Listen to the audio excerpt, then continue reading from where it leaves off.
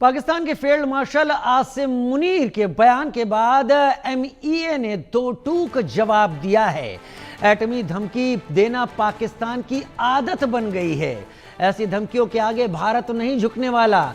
भारत अपनी सुरक्षा के लिए प्रतिबद्ध है। राष्ट्रीय सुरक्षा के लिए हम कदम उठाते रहेंगे। ऐसी धमकियों पर हमारा रुख एकदम साफ है। पाकिस्तान के फील्ड मार्शल आसिम मुनीर ने एटमी हमले की गीदड़ भभकी दी थी और ये पाकिस्तान की आदत में शुमार हो चुका है। पाकिस्तान का कोई भी नेता, कोई भी क्यों ना हो, छोटा हो, गली मोहल्ले का हो, बड़ा हो या फिर आर्मी का हो, सबसे पहले एटॉमिक धमकी देने की कोशिश करता है कि हमारे पास न्यूक्लियर बम है। अब फील्ड मार्शल आसिम मुनीर ने भी भारत को इसी तरीके की धमकी दी है। एमईए ने साफ कहा, इस तरह की धमकी पाकिस्तान की आदत होगी। भारत अपनी सुरक्षा के लिए प्रतिबद्ध है।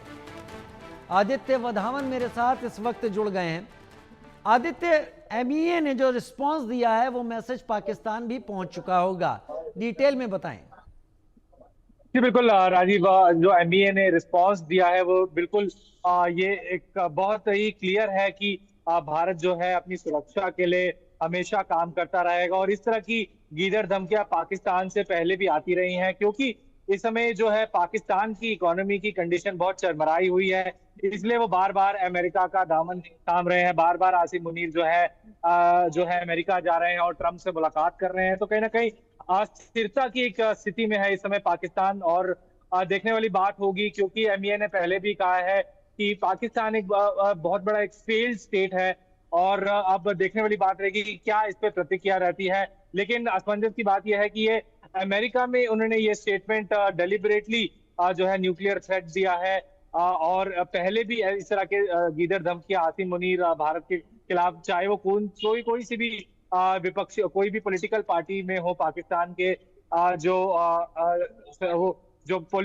नेता है वहाँ के, इस तरह की धमकियां, जहां वो रैलियां एड्रेस करते हैं पाकिस्तान में, तो ये ऐसा इसमें कुछ नई बात नहीं है। और एमईए ने इसका संज्ञान लिया है। और पहले से ही ऑपरेशन सिंदूर में हमने देखा कि किस तरीके से पाकिस्तान के मेजर एयर बेसिस को जो है नुकसान पहुंचा। बिल्कुल तबाह हो चुके हैं पाकिस्तान के जो मेजर एयर बेसिस हैं, चाहे वो सियालकोट में हो, लाहौर में हो। तो इससे कहीं ना कहीं पाकिस्तान चरमराया हुआ है। और अपनी जो ऑलरेडी अगर हम माने तो पाकिस्तान जो है एफएटीएफ की ग्रे लिस्ट में जाने की बिल्कुल कगार पे है। इंडस वाटर ट्रीटी स्थगित करने के बाद भारत ने जब से स्थगित करी है इंडस वाटर ट्रीटी, उस वजह से जो है बहुत पानी की जो है किल्लत हो रही है पाकिस्तान में। उस वजह से बौखलाया हुआ है पाकिस्तान पूरी, चाहे मिलिट्री इस्टेब्लिशमेंट की बात करें या पॉलिटिकल इस्टेब्लिशमेंट की बात करें। राजीव, वाकई कहीं भी हो इस तरह की बात की जाए, लेकिन शायद पहली बार ऐसा हुआ है कि पाकिस्तान की ये जो आदत हो गई है कि हमारे पास न्यूक्लियर बम है, हम बम मार देंगे, ये पाकिस्तान की सरहद से बाहर अमेरिका में जाकर ये बात कही गई है। इसके असर क्या हैं? क्योंकि पाकिस्तान पहली बार अपनी हदों से बाहर निकलकर अमेरिका में जाकर ये बात कह रहा है। जी राजीव, इसका एक साफ तौर पे एक ये डेलिबरेटली जो आसिम मुनीर ने अमेरिका में बोला गया, क्योंकि कहीं ना कहीं जो है अमेरिका की अगर बात माने, जब से ईरान और इजराइल का जो कॉन्फ्लिक्ट हुआ है उसके बाद से अमेरिका, कहीं ना कहीं अमेरिका को पाकिस्तान की जरूरत है। क्योंकि उसको ईरान, क्योंकि पाकिस्तान का एक बॉर्डर लगता है ईरान के साथ, तो एक पाकिस्तान में एक बेस ढूंढ रहा है कि अगर ईरान ने इजराइल पे आने वाले समय में कुछ ऐसा हमला करा, जैसे हमने देखा अभी 14 दिनों तक ईरान और इजराइल का कॉन्फ्लिक्ट चली, तो कहीं ना कहीं उसको काउंटर करने के लिए पाकिस्तान में एक बेस ढूंढ रहा है अमेरिका।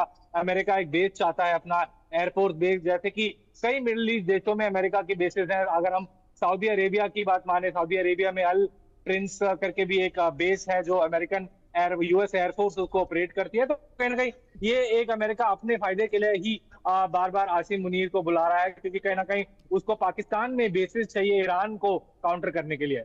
जी बहुत शुक्रिया मेरे साथ जुड़ने के लिए आदित्य वधावन, इस जानकारी के साथ आपका। उधर बड़ी खबर आ रही है बिहार के समस्तीपुर